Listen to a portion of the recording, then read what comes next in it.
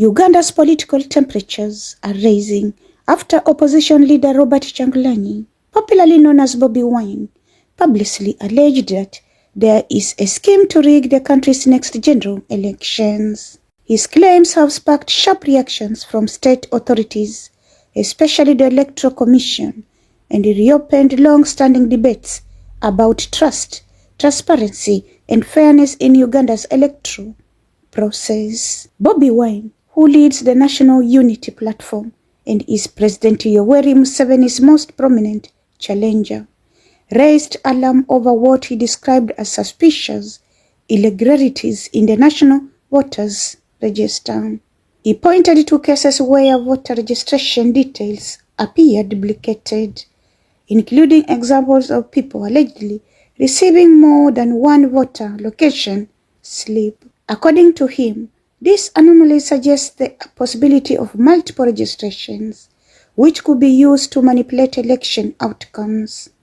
He also claimed that his party had received intelligence reports alleging plans to disrupt opposition rallies and intimidate supporters as the campaign period intensifies. In response, Uganda's Electoral Commission strongly rejected these allegations, saying there is no plot to rig the elections. The Commission explained that the examples cited by Bobi Wine involved different individuals who happened to share similar names and dates of birth, but whose biometric details and photographs clearly distinguish them.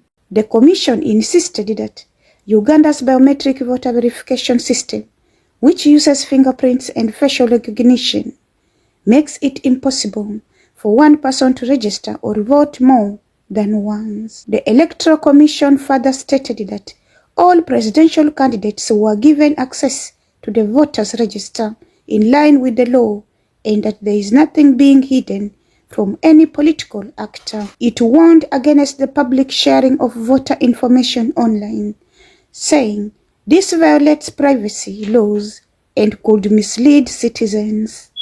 According to the Commission, concerns about the register should be raised through official legal and institutional channels rather than through social media exposes that could undermine public confidence. Despite these assurances, tension remains high.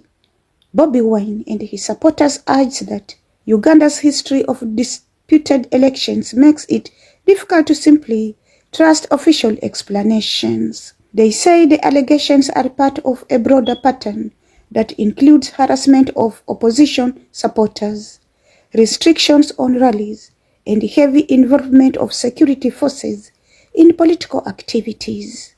On the other hand, authorities accuse the opposition of spreading fear, misinformation, and deliberately discrediting state institutions ahead of the vote.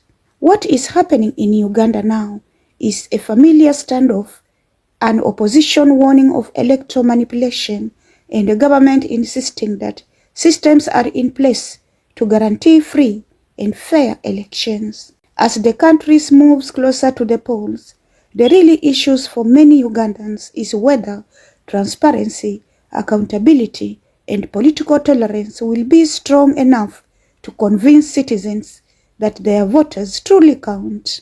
The coming months are likely to determine whether these tensions is through dialogue and reforms or deepen into another highly contested election season. This is PIHOA Network News.